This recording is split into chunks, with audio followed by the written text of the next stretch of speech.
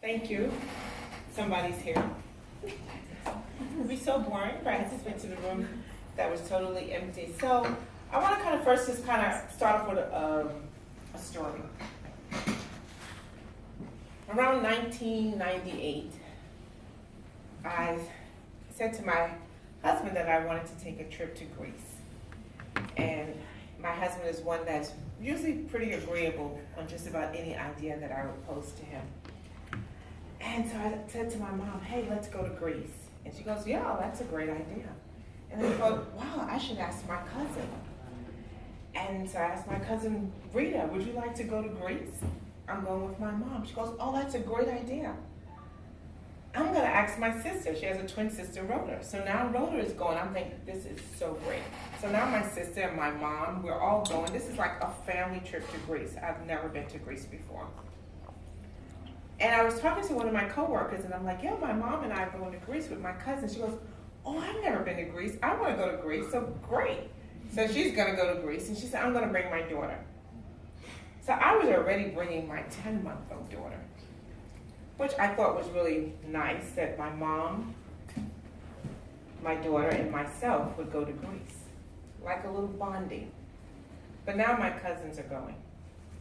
And now this other woman is going, my coworker with her daughter. So now we have all these adults going, and me, and a 10-month-old. Didn't sound so exciting anymore. So I'm thinking, what am I going to do? How am I going to manage this 10-month-old? Because now I'm going to go on tours. We've booked all these different tours. How am I going to do this with a 10-month-old? If it's just my mom, then she doesn't mind. She can stop with me. We can change diapers. We can mix formula. But now I have all these other adults who are not going to be excited that I have to keep stopping. And then I start looking at all the tours and how am I going to push the stroller, how I'm going to carry this baby. So I say to my husband,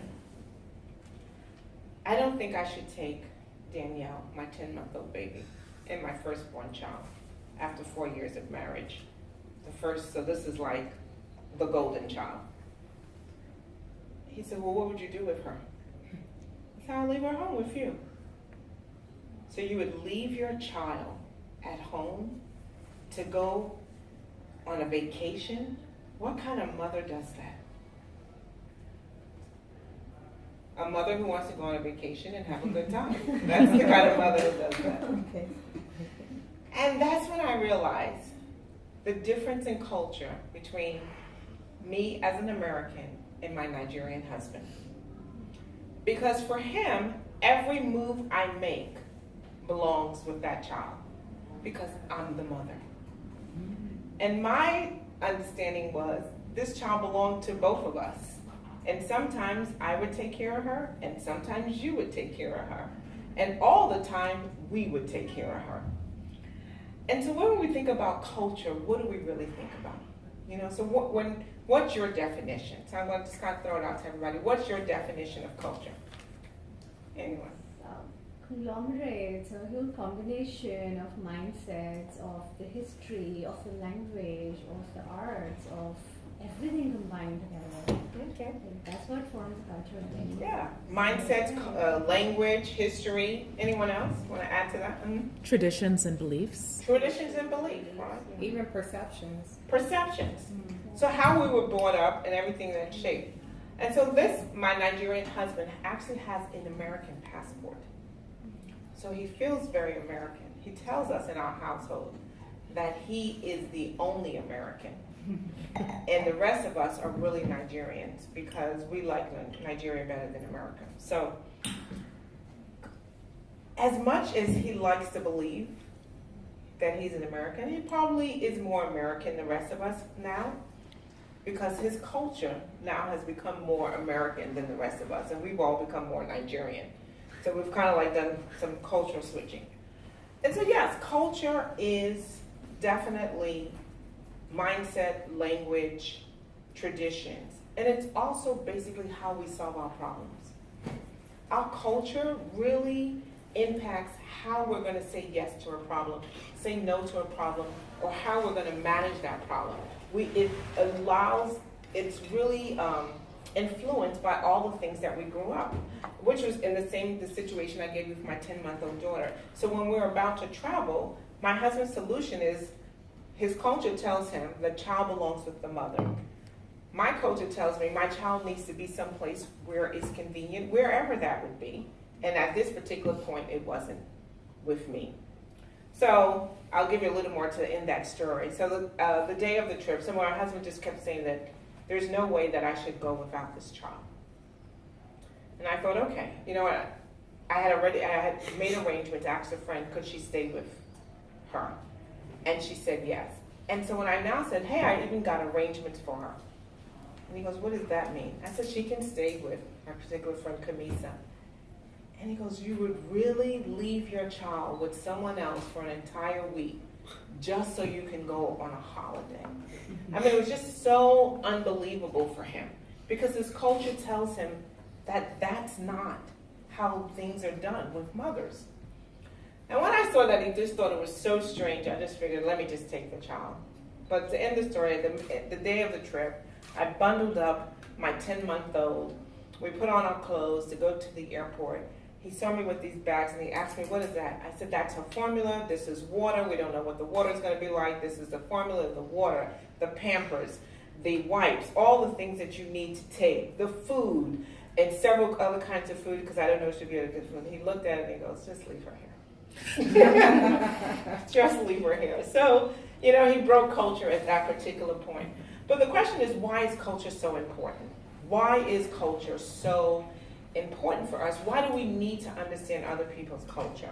And we see now that this is becoming a global world. We see that every one of us are talking and interchanging, and we can't even be able, sometimes tell what comes from what country. So how many of us eat pizza? Right? But is pizza our natural food, right? But we eat pizza almost like a go-to snack, as if we, you know, so now we don't even know sometimes what belongs to what. So growing up in New York City, I ate knish. I had no idea until I moved to Atlanta, Georgia, that knish belonged to the Jewish community. And therefore, there was no knish in Atlanta, Georgia. Because where was the Jewish community? So tiny that they weren't as relevant. And so we begin to see that culture is starting to touch, you know, we get to meet other people from different cultures. And so if we don't look at people through an eye, if we look at people through the eyes of their culture, we can understand them a lot better. So if I was able to look at my husband through the eyes of his culture and understanding that he wasn't trying to imprison this child to me, but from his perspective, that children belong to the mom. And therefore, why would I want to go on a holiday without my child? And if he looked at me from the perspective of my culture and realized that children belong to the family, and of course I don't want to take my child on a holiday, then we would have probably had settled that discussion a lot earlier. So culture is very important, not only in terms of relationships, personal relationships, but how about business relationships? How about when we have business relationships and we're doing business with someone from another culture and not understanding how that culture works? So if we look at just the American culture versus the Japanese culture or the Asian culture, who are people who value relationships a lot. And not that Americans don't value relationships, but we also value getting the job done. So we're like, let's close this deal. So we're thinking we've had 2 conversations, let's sign. Whereas in the Asian culture, they're saying, no, let's talk about this some more, let's drink some more tea, let's have some more lunch. And somewhere 2 weeks later, maybe we'll start talking business. It's about building that relationship. We would now start to look at that person and think, they're moving too slow. They're not really serious. They're just stalling the deal. So these are some differences. So when we look at culture, we understand that, yeah, there's a lot of differences, but there are a lot of similarities. And so when we look at some of the similarities, we can now use those to build, but use the differences as well to build. Because we find that all over the world, and we're really doing a lot of exploration of diversity in the United States, The diversity of us bringing all of our different cultures together, putting them on the table, is what strengthens organizations, is what strengthens relationships. So what do I see that culture is so important? In the workplace. If in the workplace I truly understood your perspective and why you were doing what you were doing, and how what you're doing has nothing to do sometimes with gender, but more of culture, then sometimes I wouldn't necessarily pull my gender card. So I remember being in South Africa with a client, and after the client meeting, I was with a client and we were meeting another potential client. And so after the meeting, the gentleman stood up and he said goodbye to my client and shook his hand. And he turned to me and said, "Thank you." Now, an African American woman, you say thank you to me and you shook his hand. So the first question I have, is it because I'm a woman? Is it because I'm an African American woman? Okay, is it because, so it's not natural. So but then he now said, I didn't shake your hand out of respect, not out of disrespect. I didn't shake your hand because, he was also a Muslim man, a Middle Eastern Muslim man. A Middle Eastern Muslim man who was on the very conservative side of his faith. And so his utmost way of showing respect to me was not to shake my hand. Where I was thinking, so now I'm not good enough for you to shake my hand? And so those are the things that, if we could just understand people's culture. Could you imagine if he didn't explain? I would have left that meeting. Because I was also the person who was influencing my client of, should he do business with this person or not? And I could have been like, oh, he's too rude, he doesn't respect women, all because I didn't understand culture. So let's talk about similarities in culture. So when I look at similarities in culture, I look at the African American culture, and I look at some of the Asian culture and some of the Caribbean culture and some of the African culture, where we actually believe of bringing up a family as community responsibility. Now, I'm sorry, I can't talk about the European culture because I know nothing about it. So we look at that, our families, as it's a responsibility of the whole community, which means that when I come home from school, my neighbor can say, come into this house, nobody's in your house, and have lunch here until your mother gets back. And my only response is, yes, Mom. Thank you, Mom. Not, well, my mother's gonna get home at 6 and I'll stay here until then. Because we believe that whatever she says to me, it's like my mother is talking to me. And so those are similarities where we have seen 3 different continents. I mean, we have the Caribbean, we have the Africans, and we have the African American community in the United States, all believing that this community is all the same. And so we treat our elders pretty much the same way, that our elders deserve the utmost respect. And I think you also would see that probably much, in the Asian community. Now, of course, after African Americans have been in the United States for so long, we now kind of adopted the culture, let's just drop them all in a nursing home, which is where we struggle, I think we're still struggling with that. We're still struggling, which shows you how being in a particular environment can influence your culture. And so who you are can sometimes be adjusted and tweaked simply because you dropped yourself into another environment. And so now you start to absorb that culture, which I would say is great, which we call in New York our great melting pot. Because we have so many cultures and people from so many different of the world, we can't really say what belongs to us. And that's why we all eat pizza as if it was our natural food, because we don't even realize it wasn't ours. It doesn't belong to us. So that's what I would kind of look at, the differences. I learned so much from culture, I would say, which I didn't say, my husband being a Nigerian for almost 25 years, about how to treat my parents. Because in my household, I'm the youngest. But now that I'm 18, my sisters and I are equals. So if I think something and I have a great idea, I say it. If they don't agree, that's their problem. Which my husband calls, I am so rude.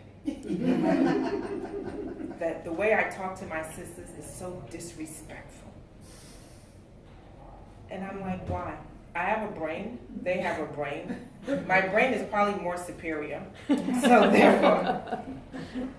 But where he, as a 50-year-old man, still defers to his sisters in so many situations. And I'm thinking, they don't even know what you're talking about. You're asking their opinion.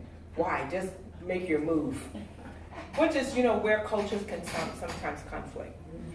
So I want us to do a little experiment and kind of see where we in this room are similar in culture and also different in culture.